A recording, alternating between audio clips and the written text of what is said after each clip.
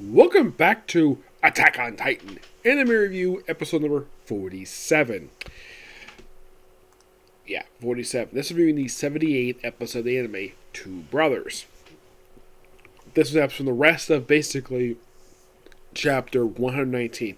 Yeah, last week's episode only got through like the first 3 or 4 pages before stopping. This episode pretty much went through the rest of this chapter and most of chapter 120. And as this episode, mostly anyways, they've got mostly about 20 chapters left. And here's the thing.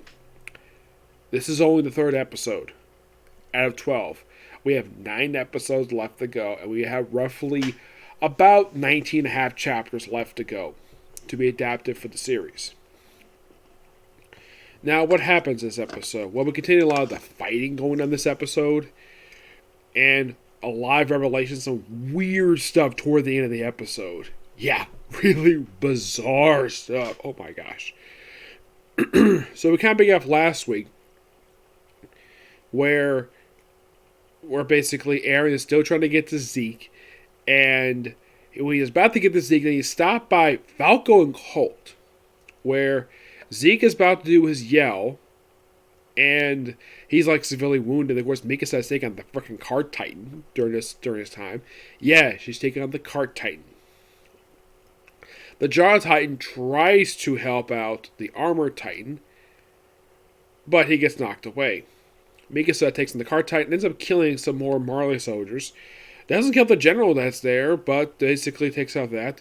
Mikasa surprisingly doesn't do very much this episode. Armin does do some fighting here, but not a lot per se.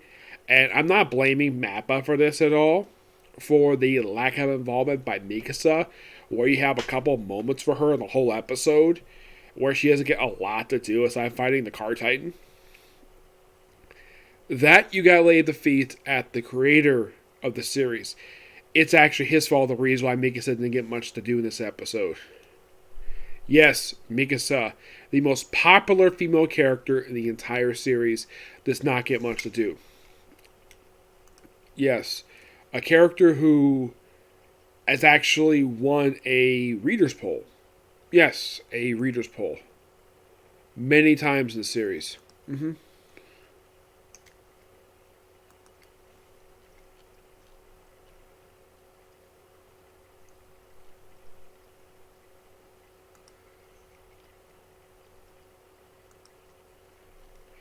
Yes, Mikasa has actually won third in the she's ranked pretty high in character polls. First one, third. The second one, 7th. For the third, it was 6th, and 5th in the fourth one. Surprisingly, never did any more than that one, which I thought was kind of weird. Yeah, it's like, okay. And by the way, this last character poll came out roughly late last year. And it's surprising, though, Mikasa got to number 5 of this one. And Levi won number 1. Yeah. Which you're thinking, really? Oh, yeah, really. So apparently the highest she's ever received in the poll is 3. But she's still considered to be one of the most popular characters in the whole series. Yes. When in the first one, Levi went number 1. Levi generally makes number 1 a lot. And you might be asking, why the heck is Levi in this episode? Is he actually here? No. He isn't. Yeah, that actually is the fault of also the creator, because he's not in the chapters. That's the reason why that he and Zoe are not in the episode. So, Eren is closer and closer to Zeke. And then Zeke, before unleashes his scream, Colt and Falco, Colt tells Zeke that he actually has some spinal fluid inside of his mouth. And don't unleash your scream. And And Zeke says he understands the whole brotherly love thing, but he still doesn't scream anyways, and Falco turns to a Titan, along with a boatload of other people. Yes. Including Commander Praxis. He turns to a Titan as well. Which is quite interesting given the fact that he's named after a very controversial person in the Japanese military. Yes, unlike in the case of the character from My Hero Academia, which of course the creator did receive a lot of flack for that one, which he got the press because of it. This one did receive some controversy per se, but not to the point where I heard that the creator of the series got severely depressed because of the humongous backlash over one character. So basically, Falco, this form is, from what I read online, it's described as a pure Titan. And he starts biting into Reiner. Yes, Reiner. Where he looks like he's about to eat Reiner. And then all of a sudden, he goes over and says, another Titan shifter. So he proceeds to eat the current host of the Jaw Titan. Yes, he eats Falco, the Jaw Titan, the one who was the brother of the second to previous Jaw Titan, the one that Ymir ate. To her become, though the thing is, if anybody's ever seen her Jaw Titan form, it's different from the version that popped up than the previous Jaw Titan. Yes, in the series itself, there technically have been 3 Jaw Titans overall. Yeah, there have been 3. You have Marco Geller, who is the brother of the most recent one. You have Ymir, who was the first one they showed in the series, but Marco was the original one. Yeah, Marcel Geller was the original Jaw Titan in the series. But the thing is, there have technically been only 4 hosts of the Jaw Titan per se. And for some reason, they don't really go into exactly what happened with, like, who was the first ever Jaw Titan, because they only show 4. Because you have Markel, who got killed by the second one, Ymir, and she wasn't the Jaw Titan very long per se. No. But when she was in Titan form, she was Titan form for 80 years. And then, of course, they brought her back, and she became eaten by the most recent one, who is Porco, excuse me. Yes, he got eaten. And then, of course, you have Falco, who is the current Jaw Titan. Yes. And it is shown when he transformed into the pure Titan, he inadvertently killed his brother Colt. So, bye-bye Colt. Yeah, we actually have 2 deaths in this episode. Colt and Porco, the most recent Jaw Titan. And it's implied that Falco got the power of the Jaw Titan. Yep. And also Eren gets out of his... He holds on Reiner in his Attack Titan form. Which for some reason the military referred to him as the Founding Titan. Despite the fact, appearance-wise, that is not the Founding Titan. That's the Attack Titan. Yes, seriously, that is the Attack Titan.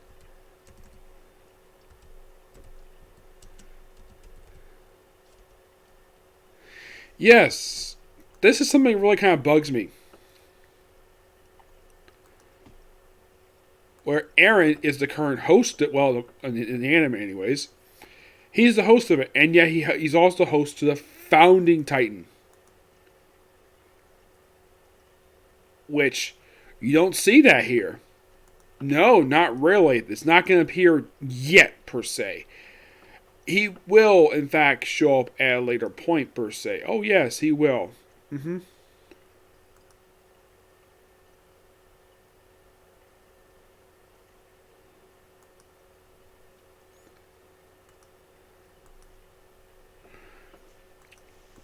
So don't worry about the Founding Titan, but, okay. people who are making this particular thing, making the series, could you please refer to Eren as the Attack Titan? He may be a host of the Founding Titan, but that's not the Founding Titan form. That's the Attack Titan. There are two completely different forms here. Heck, he's also the host of the War Titan. And yet, he never transforms to the Warhammer Titan. He just basically gets the hardened form. That's basically what he got from the Warhammer Titan. And he gets close to his brother. He's about, of course, there's a flashback where they can't touch Jesse because they basically influence each other. And he gets close to each other. And then all of a sudden, for some reason, Gabby's got a freaking elephant gun. Yes, an elephant gun. That's what this thing is referred to as. How the heck do I know the name of the elephant gun, per se? Because it popped up in an episode of Walker, Texas Ranger. That's how I know about the damn thing. And this type of gun does exist. I have never seen it in person, per se. But when I read it does exist. It's not a made-up gun.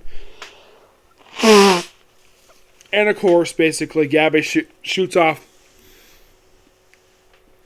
Eren's head, and then he gets caught by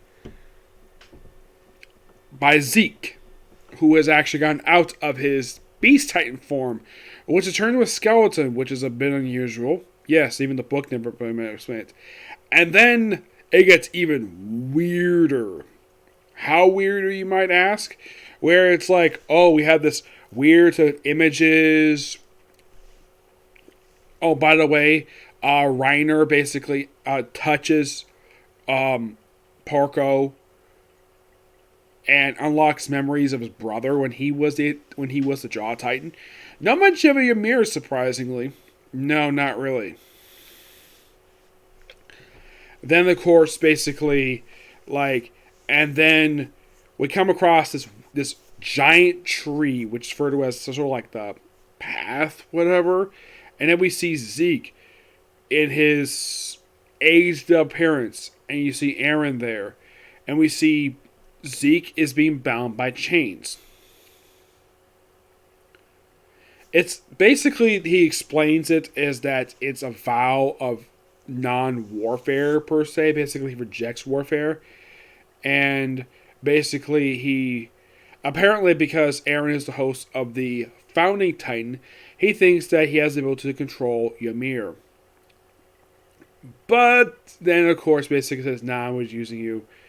And basically, Eren's plan is to, now, what Zeke wants Eren to have Ymir do was to take away the ability to have the Eldians have children.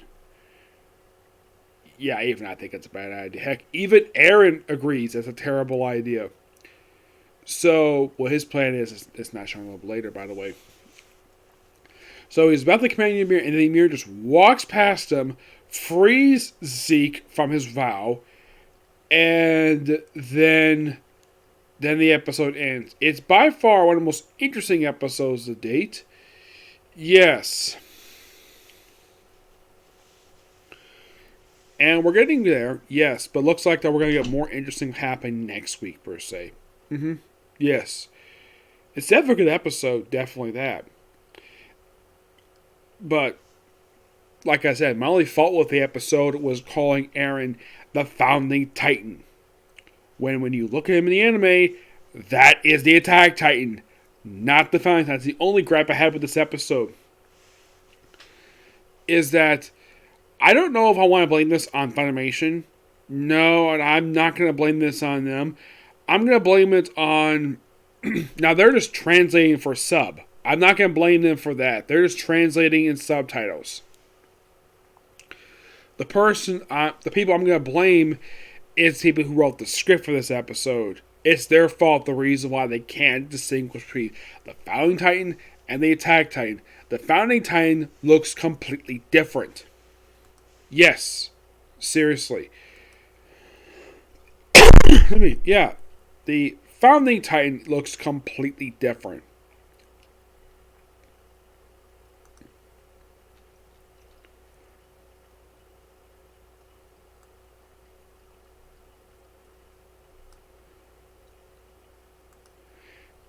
Yeah, the Founding Titan has got a completely different form.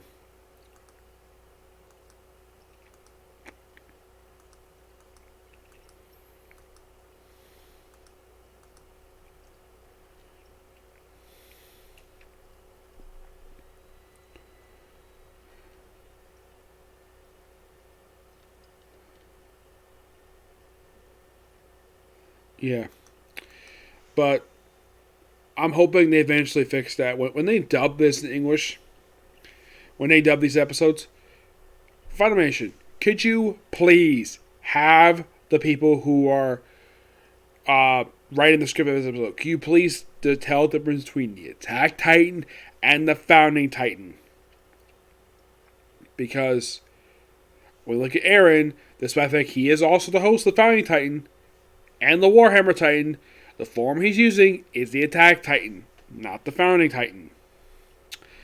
I'm hoping they actually fix that, because otherwise, though, I think that'll be really irritating, to say the least. Because if you're watching this and you don't know that that is actually not the Founding Titan form, and if you've not read the manga, you're probably wondering, why the heck are they referring to it as the Founding Titan, even though that's the Attack Titan, what they're looking at? Yes. I mean, yes, visually they do a great job basically capturing how it looks in the manga, which I do appreciate that. But it's what they call him what irritates me, to say the least. Yes. That's the only thing there, okay? So, that's a particular review. Next year is going to be a review of... Excuse me. It's going to be 2 Comic Corners, okay? Next video. Bye.